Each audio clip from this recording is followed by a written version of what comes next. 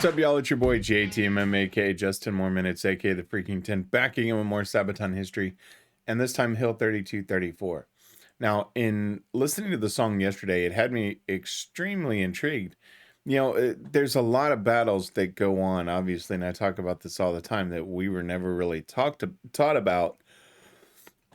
You know, again, there's so little time in schools to teach everything that's ever happened. So obviously they curb things to certain, you know, topics: World War I, World War II, Vietnam, American history, etc. But since discovering this, I mean, I've learned, you know, we've known always that there's been war elsewhere. That's not where I'm going.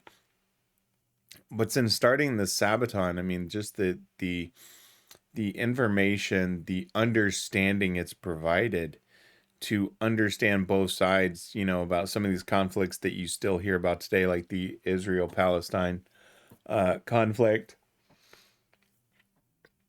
as well as some of these others as to why this kind of bickering goes back and forth, has been just absolutely amazing. And hearing this one where it was the Soviet-Afghan war, I'm curious to know times.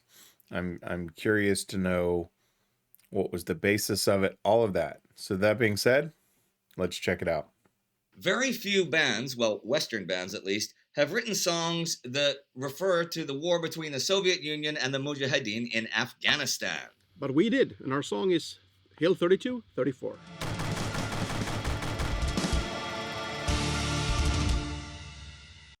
I'm going to separate there. By the way, shout out to Joachim for the He-Man Man-at-Arms and She-Ra poster along with the Daphne poster. As a kid that grew up with those, he's got my vote. I'm Indy Nidell. And this is Joachim from Sabaton. And this is the last for now, but hopefully the last for good, long-distance episode of Sabaton History. In a few days, yeah, well, we hope so. I will be able to meet with Joachim finally in a few days from when we're filming this, and we'll do the interviews for several songs. I have no idea when I'm going to meet with Per, but he's actually getting back home and hopefully escaping quarantine soon. Right? He got out of quarantine a few hours ago. He actually. did. He was cleared by the doctors. Gosh, poor guy. I mean, he's tested twice in the last week, you know. Yeah. He said, I wrote to him on Facebook yesterday, and he wrote me back. And he said, I'm in complete lockdown, I'm in quarantine, and I have water, and this is my food. And he sends a picture, and it's one piece of, like, dark bread and a hard-boiled egg. And that's it. Yeah, that one. He was not happy. Yeah, poor Per. Well, all right, well, Hill 3234.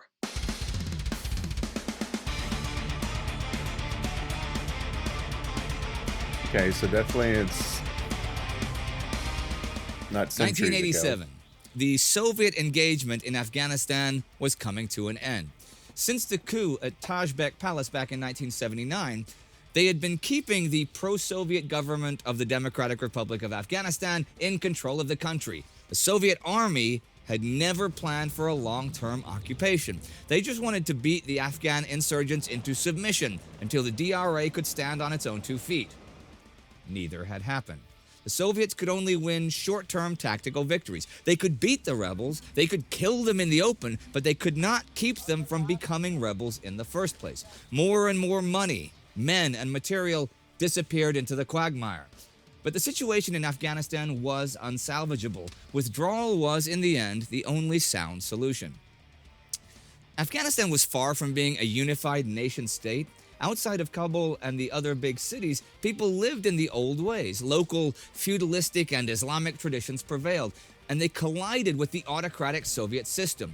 Warlords were united in their hatred of the Soviet occupiers and their sponsored president, Mohammad Najibullah.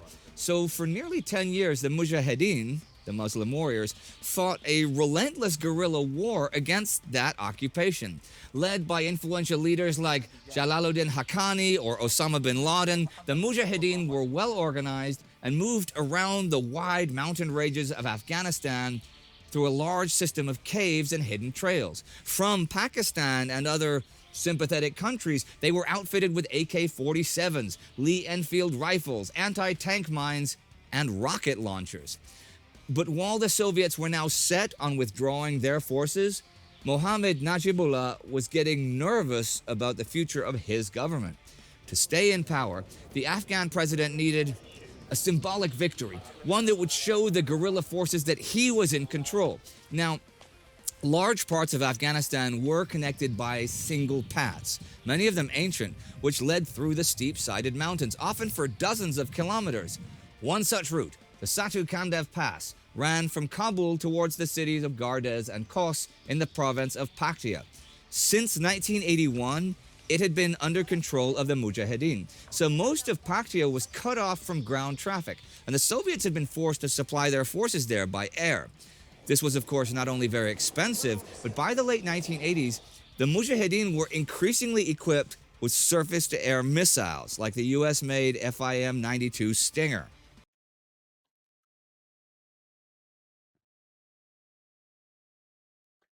So, and maybe I'm wrong. I mean, obviously, Afghanistan sits somewhere in my mind, with the recent withdrawal. But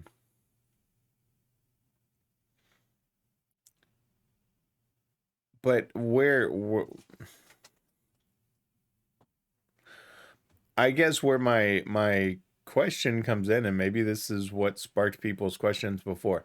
Again, I don't watch a lot of TV or news because it got to the point where all it was negative. And, you could use the term ignorant is bliss because I just got tired of it. Honestly, I got tired of the negativity, hearing about all the murders and all the negative stuff that they're pushing out there to put people into fear and, divide our country. So it's just like, you know what? I've got to focus on what's best for me and my family. So, but what raises my eyebrows here is the fact of, okay, so Russia went in from 79 until I think 87. In that time frame, that Indy mentioned, they tried what we tried to keep the warriors, whether it's the Mujahideen or Taliban, whatever they want to be called, to try to keep them from taking over, and yet weren't successful. You ever heard that phrase about history repeats itself? And maybe I'm wrong. Maybe I'm completely off my rocker with this, but that's exactly what it sounds like to me. Wow. Maybe I'm wrong, but did nobody learn from that? A plan was made to wrest control from the Mujahideen. Operation Magistral, or Highway, was to reopen Satu Kandev Pass for traffic once more.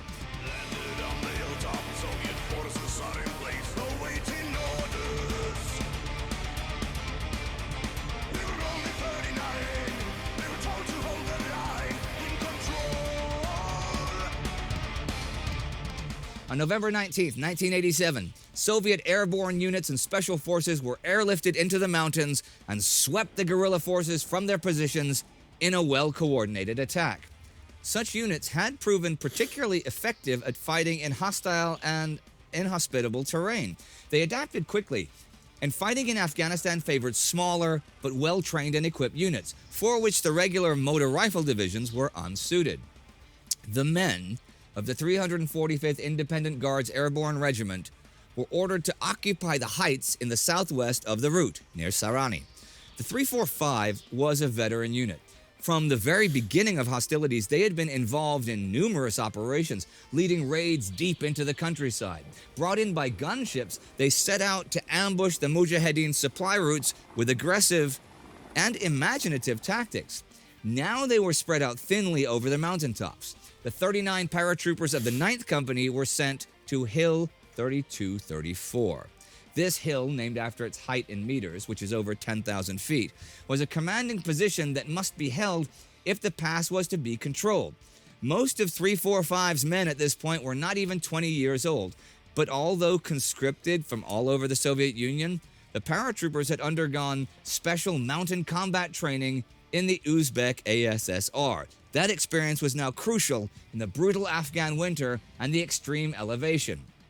On the evening of December 31st, under command of Senior Lieutenant Sergei Tkachyov, the 9th Company established camp on Hill 3234. Already, though, Mujahideen who had crossed the border to Pakistan were re-infiltrating, making their way to the mountain pass. Key to the Soviet defense were two things: the radio control station that kept contact with the Soviet artillery, and the 12.7 millimeter NSV heavy machine gun on the highest point of the mountain. The approaches to the hill were heavily mined, leaving only two routes for reinforcements open. The paratroopers had two PKM light machine guns, a grenade launcher, and a couple rocket launchers, but by the nature of mountain warfare, had only limited fields of fire. Also, the ground was frozen solid, so digging trenches was out. Instead, the men built waist-high walls of loose, dry stone called kladki. These were deemed good enough to withstand the occasional small arms fire and sporadic shelling from the enemy.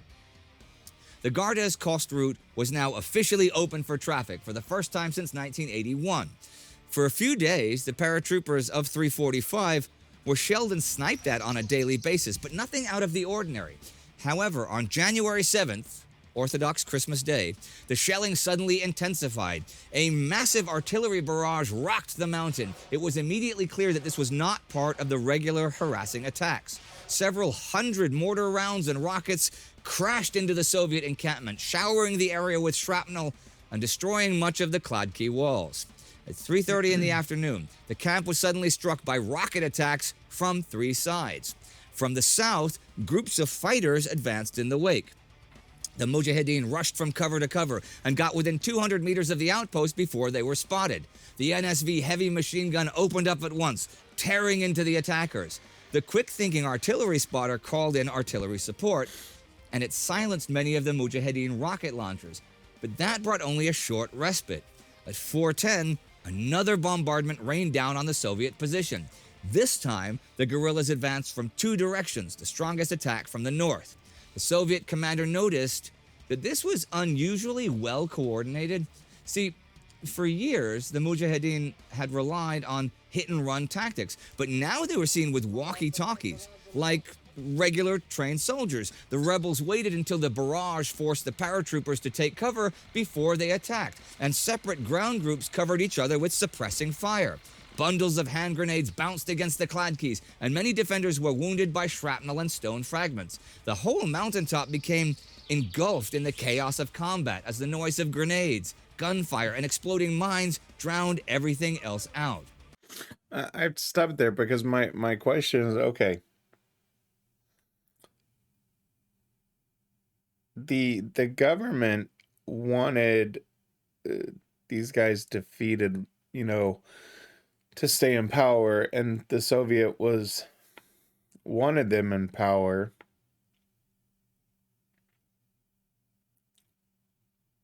But where my mind is going is, why was it only these small groups? I mean, if you're going to stop your enemy, overwhelming them, you don't send 40 people. Were they arrogant to think that because they would be disorganized, they'd be able to crush them? But they said they were 39 there to hold the line. Obviously, this incoming road, supply route. So was it just to monitor the supply route and try to stop the supplies? But still, once word is there that you're stopping supplies coming in, you're going to get attacked. I'm waiting to hear about reinforcements, I guess, of more than 40 people. The attacks now concentrated on the 12.7 millimeter gun. Placed in the center, the gun was able to shoot in all directions, but was also vulnerable to the enemy. Rockets and hand grenades targeted the gun, and some RPGs were fired from such a close range that they bounced off the gun without exploding. Still, the machine gunner held on, firing a continuous stream into the enemy until shrapnel finally cut him and his gun down.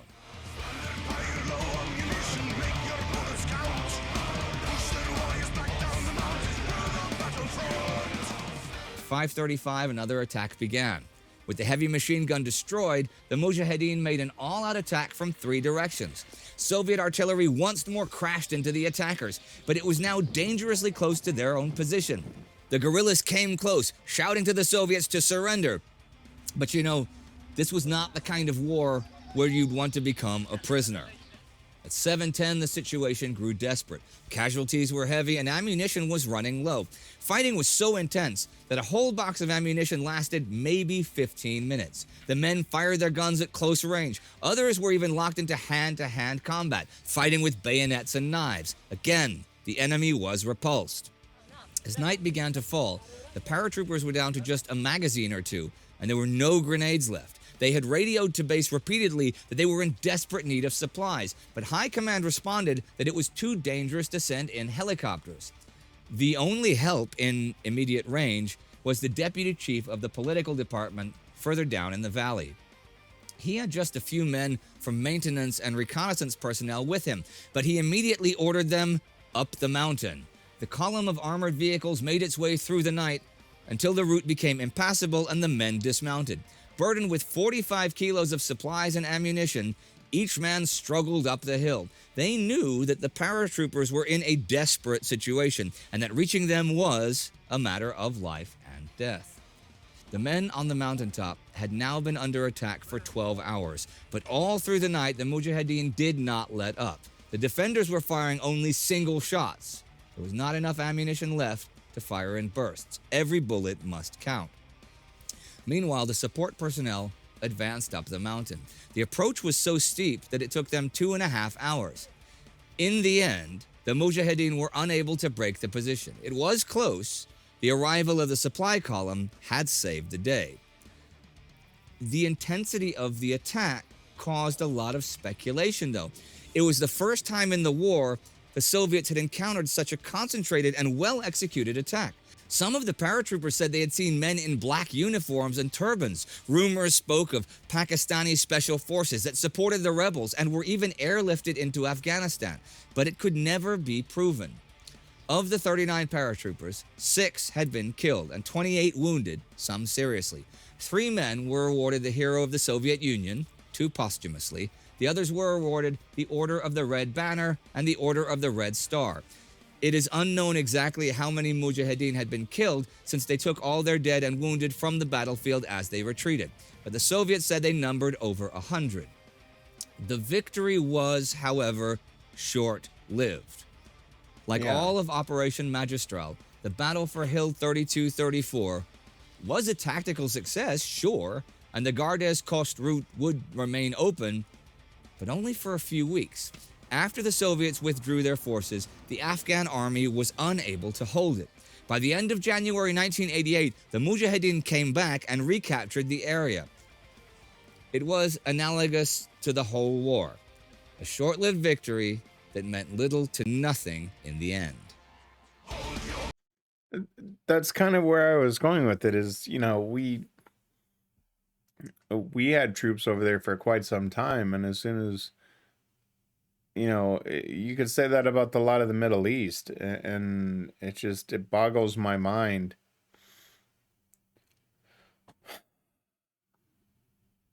That's a whole nother set of questions I have of why we get involved in that crap. And it's nothing against the people over there. It's why do these people are fighting? They're always going to be fighting, in their struggles, and yet, we're sent over to be the world's babysitters, and it annoys me, just to be 100% transparent. We can't push our ideals on everybody. It annoys the crap out of me. I understand that there's people that are being oppressed over there and things of that nature, but you know, we can't always be the ones to fix it, you know.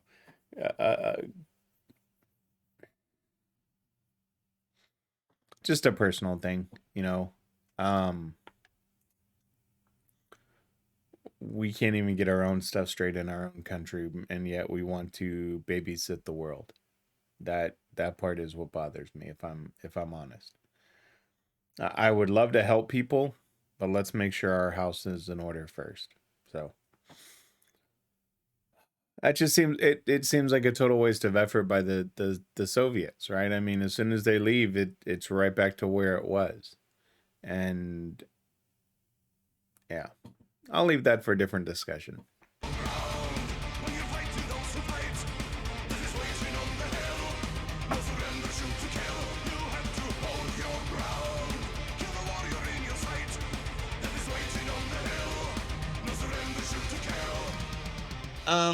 Joachim, one thing that I noticed from this song, when just after the verse, it goes to a half tempo, right? And I don't remember if it was you or if it was Per, but one of you guys said in one of these that you hate it when songs go to half tempo. So I was just thinking, how do you feel about this one? You know?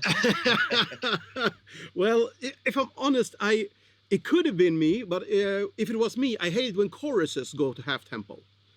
And because it slows the song down like we did on Night Witches, and I normally That's hate what that. it was. It was Night Witches.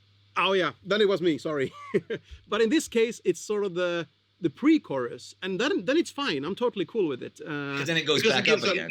Yeah, you get a snap in the chorus anyway. I'm good with that. I mean, I have a really love-hate relationship with this song because I think probably the best drumming in Sabaton history is towards the end of this song. The fill that Hannes performs, yeah, when the main riff comes back towards the end, I think that is, yeah, how he figured that out in his head and how he performed that. That's beyond incredible, fantastic. But on the other hand, his intro fill, I mean, it's a cut down version of it, but his drum intro was neither me or Peter, the producer at the time, could wrap our heads around it. So it was really weird. I'm not a huge fan of the drum intro. It's nothing bad with it. I'm getting used to it now, but I seriously think the last drum fill he does towards the end of the song is probably the coolest drums we ever had in Sabaton. Does he know this? Does he know how you feel about this? At least that I like the last part. Maybe he'll find out about the first part now.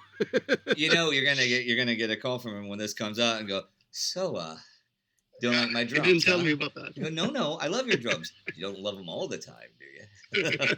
Oh, that'd be funny. Well, that's actually the constant thing. I mean, I actually enjoy it, the process of recording music. Some people, just want to do their thing, and nobody can touch that. I wouldn't say I like conflict. I don't really, but a bit of friction and difference of opinion is good when writing music, and especially also recording music, because definitely in the studio playing around with stuff, and someone says try this, and you think that's not, and you're like, hey, who knew? Yeah, and you think you got it, and somebody takes that idea and takes it further. Maybe it was started out with a guitar thing, and then somebody grabs a keyboard, or it's I really like that. A bit of friction is good, I think. Now, but speaking of the music and stuff, you and I were talking a while ago, and you were actually talking about the solo of this song. So tell them what you were saying to me. Yeah, actually, it's a perfect example of how pieces just fall into place sometimes. I remember, I guess this is in late 2015. I think, when I basically had made the pre-production for the song, and I sent it all out to the band, and Tobbe, who was playing guitar at the time, came back like, I don't know, 5 minutes after I sent the mail, like, oh, cool stuff, can I do the solo? I got an idea. I'm like, yeah, sure. And 45 minutes later, he sends it back with the double harmony part. And I mean, normally if somebody comes up with a good idea for a solo, we adapt the song. I mean, this is only a pre-production, so he would change around the chords and everything, but he just nailed it exactly to the chords that were written and everything.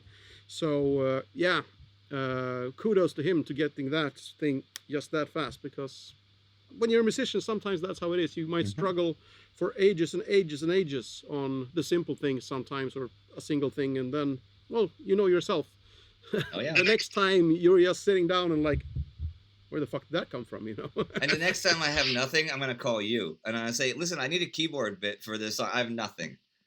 Oh, you will be very, very disappointed. My keyboard skills these days are not that great anymore. But maybe it's simplicity I'm looking for. Oh, then I'm your man. I see. Then I'm your man. There we go. Now, the actual subject matter of this song. This is interesting because, like I said at the very beginning, you don't hear a lot of songs about the war between the Soviet Union and the Mujahideen in Afghanistan. I don't know if there's maybe a lot of Russian songs that were written in the Soviet Union back then. Maybe there are, but I mean Western songs. How did this leap out at you, this particular story? Well, we were obviously looking for, what do you call it? Well, I guess I could say fantastic stories about last stands. I remember this stuff, you know. I don't know, 6, 7, 8, maybe 9 when this went down. So this conflict is actually one of the earlier ones I remember from the, what do you call it, the news cycle these days. I can't say it's fond memories, obviously, but some of my earlier memories of current events is actually the Soviet-Afghan conflict. You know, that's interesting because I was a teenager when this happened, because I'm a bit older than you, even though I don't look it, I mean, but, you know. But I was a teenager when this happened, and you would think that it would be more on the American news cycles, but it wasn't. We knew that it was there, and you could read about it in Time magazine or in Newsweek magazine, in the serious news magazines, but you didn't see much about it on any late night TV or news cycle. It was more about American stuff because it was a Soviet war, I guess, you know. Okay, well, I'm gonna let you go now, but I'm gonna see you in a few days, and then we'll be live, and we still won't be hugging. We'll be doing finger guns or something, right? Yes, something like that. Finger guns. We should be doing some barbecue as well after. Absolutely, great idea. Okay, well, we'll put some pictures of that up, right? Yep. I'll marinate some meat for a couple days. I'll bring it up. I might bring my little kebab rotisserie. When I had Corona and complete isolation, I ordered a 70 € rotisserie kebab grill from Germany, and I spent the times that I was able to get out of bed like making like kilos of meat. It's great. I'll bring it. You'll see it next week. Okay, well, for me, Indy Nidell. And from me, Joachim. Goodbye for this week from Sabaton History Lockdown, hopefully final episode, right? Yes, final lockdown episode. Let's do this. And see you soon. Back on the road. Rock and roll. All right, everyone. Thank you very much for watching, and thank you so much for the support with the community. All the Patreons, everyone who's helping, sharing this. We really love doing this, and thanks to you, we can keep on doing it. So keep on doing what you do, and we will keep on doing what we do. Thank you.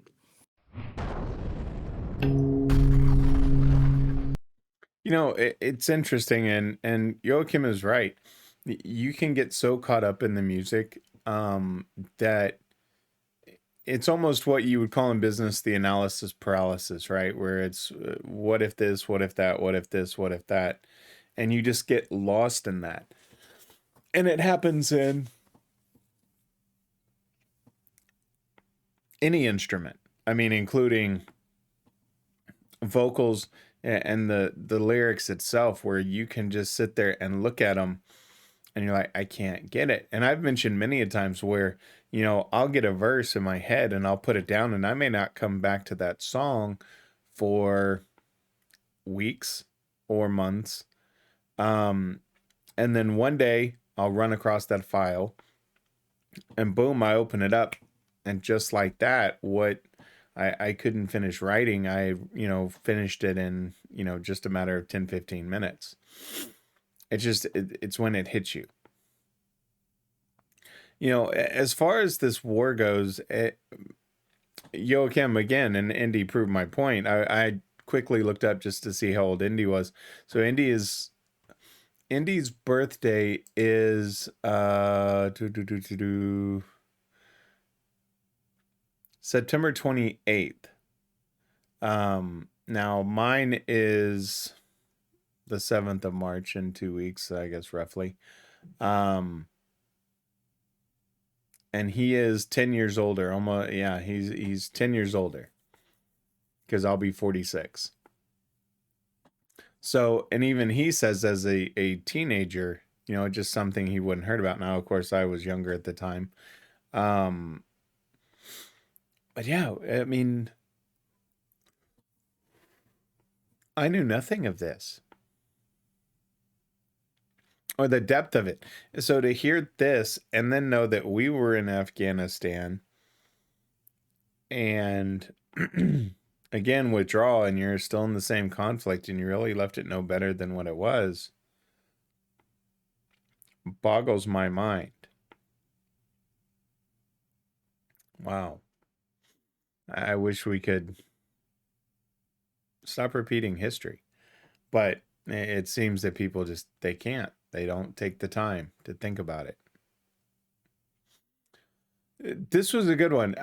This one went into a lot of depth of the war, right? I mean, at a 20-minute episode, right, and I'm at 31 minutes. But quite honestly, sometimes their episodes don't get to the heart of the war or heart of the battle. And so you don't hear as much. And then at the end, they go more about, you know, little personal stories, which I love, don't get me wrong, but they don't cover anything else. But this was a good one. This one helped me understand. It does beg more to leave more questions than answers as to, you know, what sparked it, what, you know, because I mean, it was what, 79 to 87. Yeah, I've got to do some research now because this just, it sparks so many questions about how much of this was repeated when we went into Afghanistan and stayed in Afghanistan for so long and then left. And is it truly any better off than when we were there? So yeah, I have to look into that because that's what pops up into my head. So tomorrow, another song, another history. My apologies. I ended up taking a Tylenol PM last night for some back pain. So it has me a little groggy this morning, as you may hear in my voice. But and it's 4:30 or 4:33 to be exact. But yeah, I want to do some research on this because it really just kind of throws me off with this. It really does.